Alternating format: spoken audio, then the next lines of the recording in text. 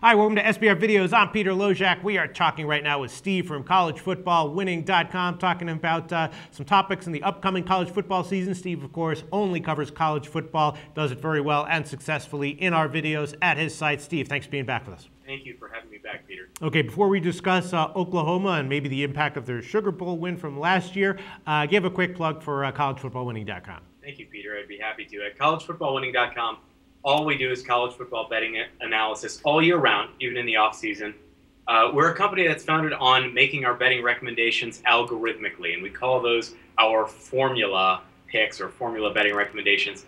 Lifetime with that formula, 63.04% against the spread. Last season, 2013-2014, we beat the spread with that formula at a rate of 66.18%. I think we're the only such service that offers a 100% money back guarantee on the entire season. So hopefully people want to join us for this season. And if they do, they go to collegefootballwinning.com, put in coupon code SBR10, that's SBR10, and you'll get 10% off of any membership that we're currently offering. All right, Steve, sounds good. Now, Oklahoma, interesting team, right? Right now, they are plus 910 to win the national championship. That's fourth. Those are the fourth shortest odds at Pinnacle. Some people are saying that maybe the odds are inflated because of their Sugar Bowl win last year. So people are seeing that win, thinking that Oklahoma's going to have a big year here. Do you think Oklahoma's odds are a little bit inflated? That is precisely the subject of this article that I wrote for sportsbookreview.com. It is about how that one Sugar Bowl has really changed the way people are looking at Oklahoma this offseason for 2014-2015. So here's the thesis of the article. The thesis is Oklahoma is currently overvalued because of an aberration in performance in the 2014 Sugar Bowl. So this whole article just examines why that game is an outlier, why that is not typical of Oklahoma, and we believe it will not be typical of Oklahoma going forward. So here we go. At one of the biggest sports books in Las Vegas, at least by betting handle, Oklahoma went from having the seventh shortest odds in January when the odds first came out to by the time we got to June, they had the second shortest odds. So the public changed them from the seventh best team to the second best team is a simple way of looking at that, in a span from January to June, so all off season. So what was going on there? Quick Sugar Bowl recap from 2014. Okay, in the Sugar Bowl, Oklahoma entered the Sugar Bowl after their largest against the spread margin of victory win of the season that was upsetting their rival Oklahoma State in the Bedlam game. Okay, right after that, or at the same time, Alabama just lost, if you recall, on a freak last play in the Iron Bowl. Even after that freak last play and that loss, many people in the college football world believed that Alabama was still the best team in college football after that game. So here comes Oklahoma. Oklahoma into the bowl season, into the bowl betting season. They were tied for being the biggest underdog of the entire 2013-2014 bowl season because they're facing this behemoth in Nick Saban and Alabama.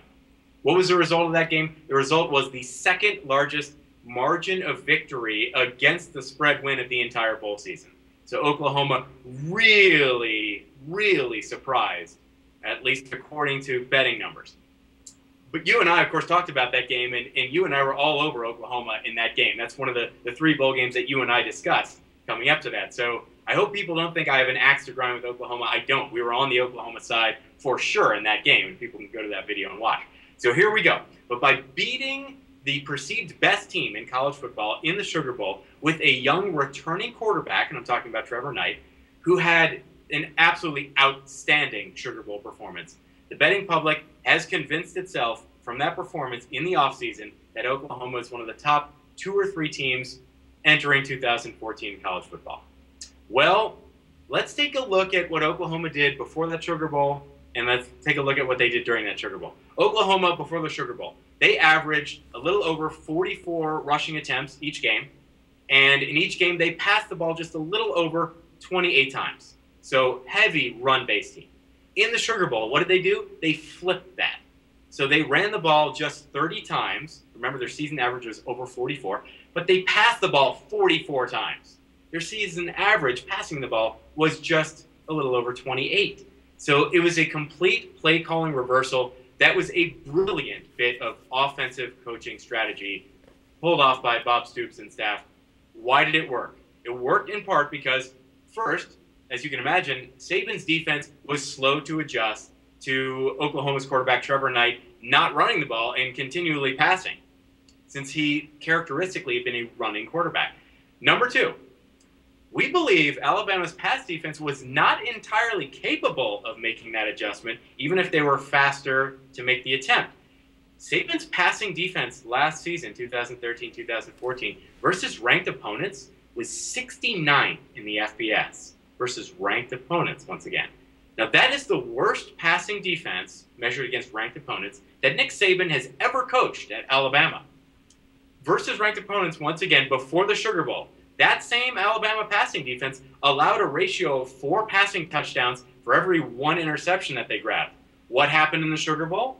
Alabama performed exactly as they had. They allowed 4 passing touchdowns, and they got just 1 interception. So Alabama was actually had an inferior, at least by Alabama standards certainly, an inferior pass defense, and Oklahoma exploited that in that game.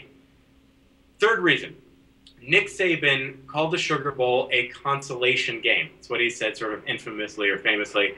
So certainly by that we know he's implying the motivation was not exactly there for Alabama. Turnover margin. You know how big turnover margin is in the outcome of games, both straight up and against the spread. They had a +4 turnover margin in that game, okay, in the Sugar Bowl. That was only equaled by the Sooners. They've only had a +4 turnover margin once in the last 5 seasons. While Alabama's -4 turnover margin in the Sugar Bowl, that was their worst performance since Nick Saban has been their coach, as far as turnover margin goes. It's truly an outlier statistically. Okay, did Oklahoma quarterback Trevor Knight emerge from the Sugar Bowl as this great passer? We're not convinced, and here's the data. Knight before the Sugar Bowl completed just 52.22% of his passes before the Sugar Bowl. 5 touchdowns, 4 interceptions. Totally unimpressive.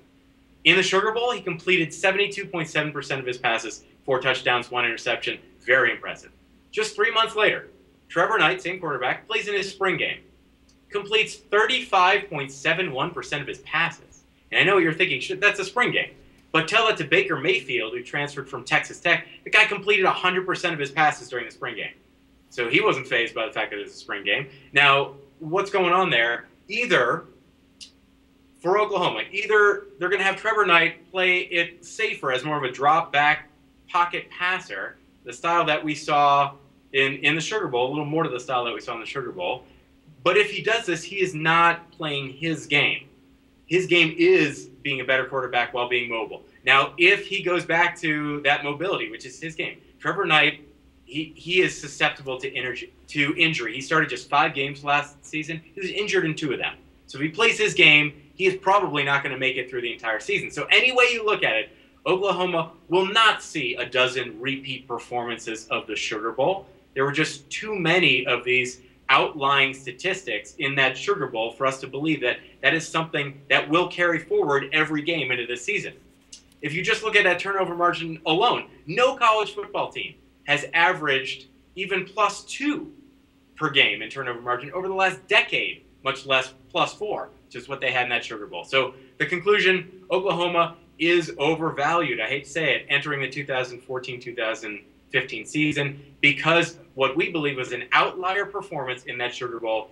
And if someone tells you they like Oklahoma to win a national championship, just ask them why. And chances are you're going to hear something about that Sugar Bowl and beating Alabama.